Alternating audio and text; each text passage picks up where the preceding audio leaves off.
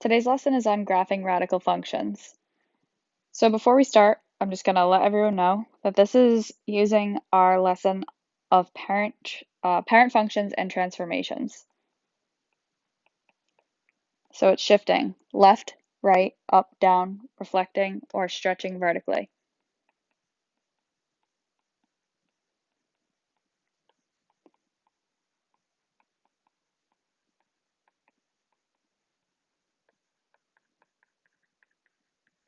Okay, we've done this quite a few times this year. Hopefully you do remember the rules, but if you don't, I will post a rule sheet on my website underneath this lesson.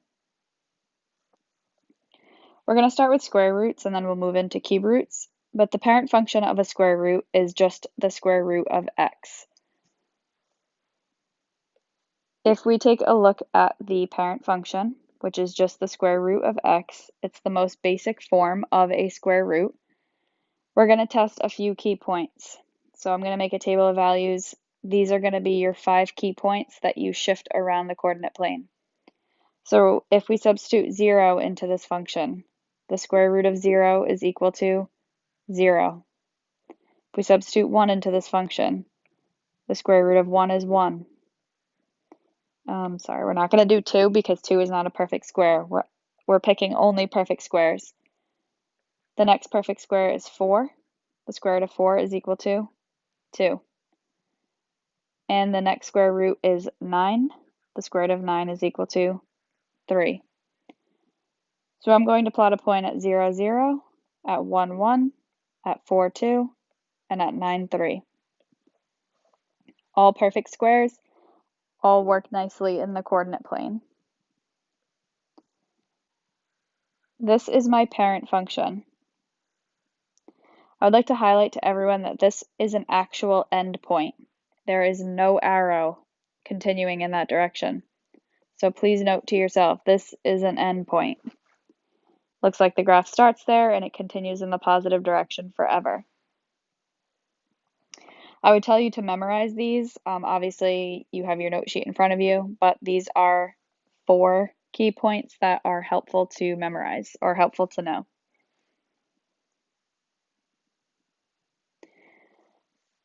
For this first function, we have the square root of x minus 2.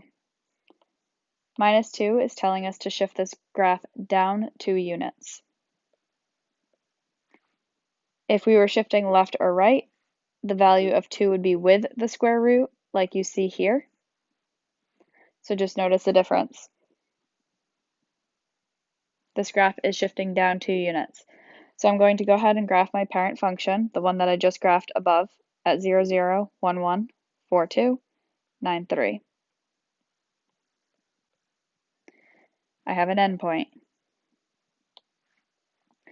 Next, I shift my graph down 2 units. That's what the transformations tell me to do.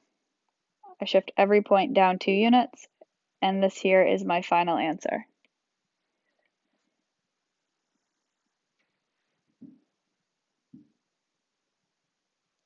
If I was to state the domain and range for this, the domain starts at 0. This domain starts here. It never moves past the left side of this highlighted green line here that I'm sketching. So it starts at 0 and it moves towards positive infinity. I have a square bracket because it's including the point at 0. For the range, this graph never goes below this green line.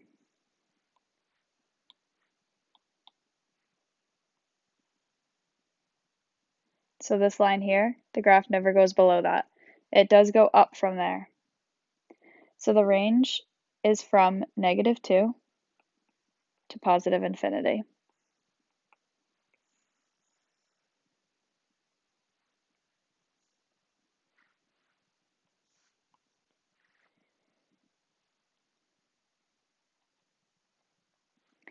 For number 2. Number 2 has quite a few transformations with it. Let's start with, first of all, knowing that it's a square root function. And then the first transformation that we're going to do is going to be left 2 units. I have to follow the correct transformations order, so this is number 1. After I do number 1, I need to take a look at the reflection or a vertical stretch. This is a stretch by 3 vertically. And this tells us to multiply y coordinates by 3.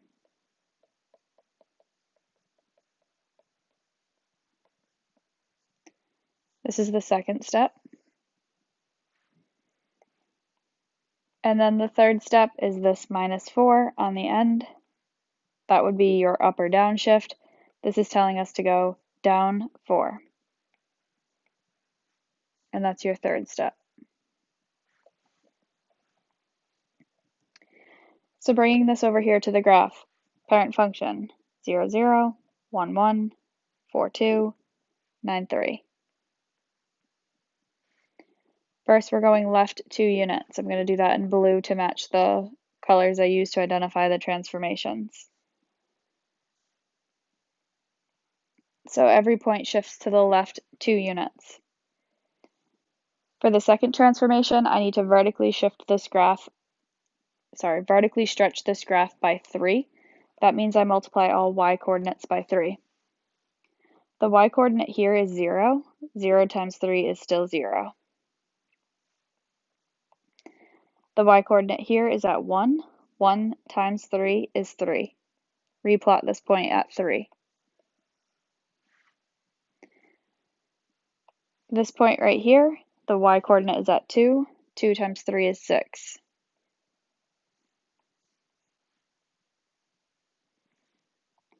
This point right here is at 3. 3 times 3 is 9. So this purple line here is your second step, a stretch vertically by 3. And lastly, in pink, we'll go down 4 units.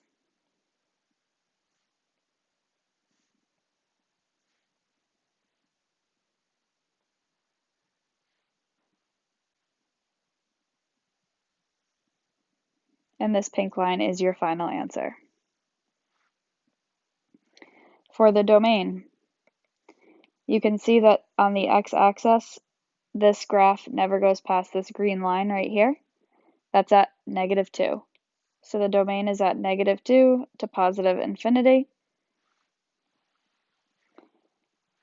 And the range, this graph never goes below this green line, which is at -4. So the range is from -4 to positive infinity.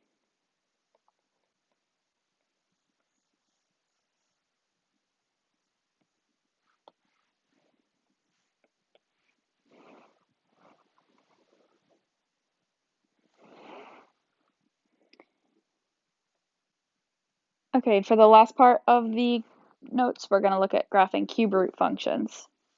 So cube root functions are very similar, but they have a different parent function.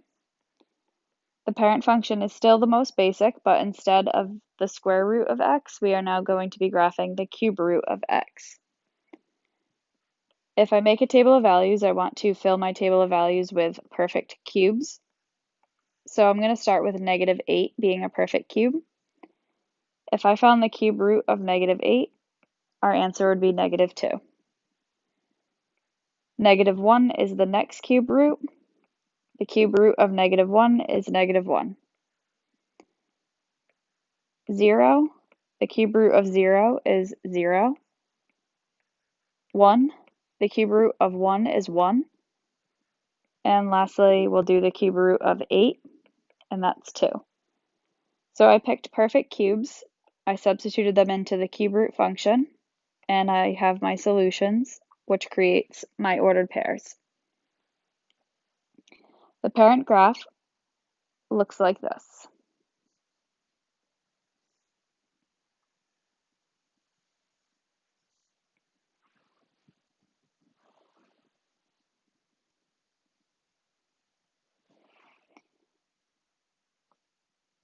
Number 1 in the example section. We have one transformation here, and this transformation is telling us to shift to the left 5 units. That means I graph my parent function, the one that I just did above, -8, -2, -1, 1, 0, 0, 1, 1, 8, 2.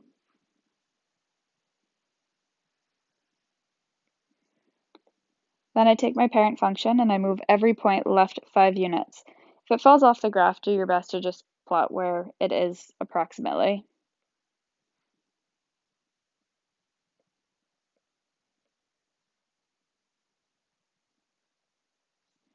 And once you do that, that is your final answer for this graph. Because this graph continues up or down, left or right forever, you would say your domain and range are both negative to positive infinity.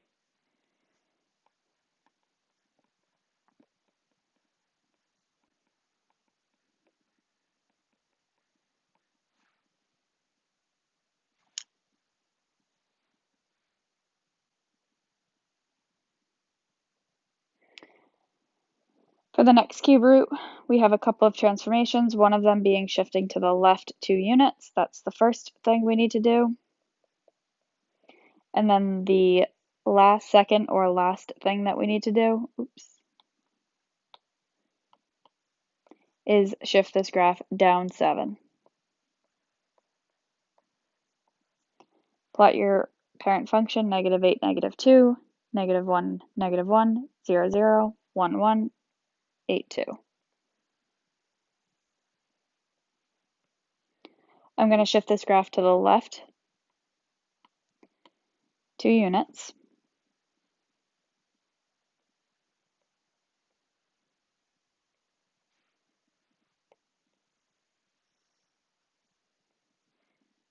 And then for my final answer, I'm going to shift that purple graph down 7 units.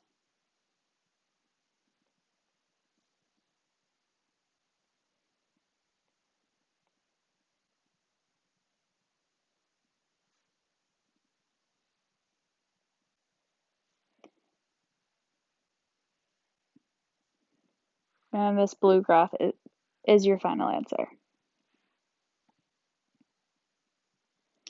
Please let me know if you have any questions. And again, if you need your transformation rules, on my website, there's a chart posted with all of the up, down, left, right, stretch, or reflection transformations.